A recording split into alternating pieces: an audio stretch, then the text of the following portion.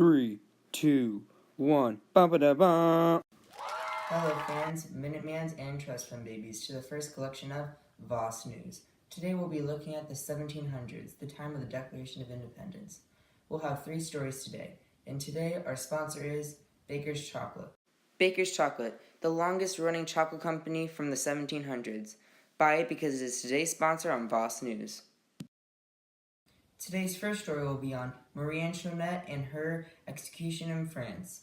Now let's get into it.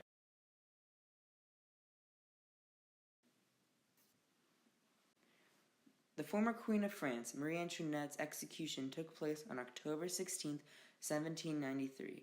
The middle and lower class people of France had been suffering for over the past few years because of one thing: cake.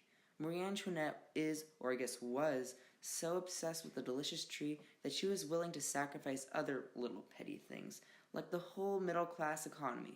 She spent so much money on cakes of all flavors and sizes that there wasn't enough money for bread and medications. People were sick and starving while the majestic queen was enjoying extra dessert. Obviously, the people did not like this, but what could they do? They lacked guns and horses, and the queen had cannons. But they did have one advantage: their numbers. They had tens of hundreds of thousands of people in the lower or middle class. This was one advantage that led them to an inevitable victory, and they captured the queen and the French upper class that were in the castle eating cake alongside with her. Then they took them to the guillotine. By the way, a guillotine is a wooden structure, almost like a door frame, that has a huge knife on top that is attached by a rope that was used in the 1500s to the 1700s for executions in France. To use the contraction, you'd have to make the victim bend over with their head below the knife so then they could let go and the head came off. Ew, I know, right? This is almost too graphic for this channel. Almost. Well, I think she deserved to be punished, but not in a way that was so bloody. It could have been more peaceful. Hey, here's a fun fact. Did you know that Marquis de Lafayette, the famous Frenchman, started off being famous because he fell while dancing with Marie Antoinette when they were children?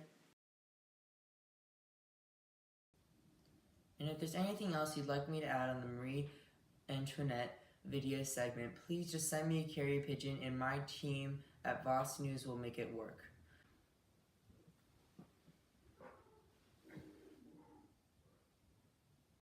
The cotton gin is a newly patented machine invented by the notorious Eli Whitney. It is used as a faster alternative method of the process of removing seeds from cotton fiber than the manual way. The end result was that the profit was made by selling the fiber to Europe and that of other countries. Part of the reason the cotton gin was made was so that the number of slaves needed on a farm would be reduced. However, the opposite effect happened. Since the profit for cotton is huge, they now need more slaves working all day with the cotton gin. The inventor, Eli Whitney, is now 28 and living in Mulberry Grove with his friend, Mrs. Green, the widowed wife of Nathaniel Greene, a war hero. He is a graduate of Yale College with an expertise in math and philosophy, and is also naturally handy with tools. While living in Mulberry Grove, he learned about how difficult and time-consuming separating the seeds from cotton was. This was what sparked his inspiration for cotton gin. After he invented and patented cotton gin, people tried copying his ideas, and when they took it to court, Whitney ran out of money and he lost the case. And the people who copied Eli Whitney now have fortunes. What happened was unfair, but everybody knows who to thank for the working hours reduced of separating seeds from cotton fiber now, thanks to this channel. And we'll be right back after this commercial break. Hello, this is Mr. Poole here. I am a painter and I am looking for apprentices. Please come over to my house and we'll make a deal. Unless the yellow fever moves us out. Bye. And now for today's biggest story, yellow fever, and how it's affecting our world today.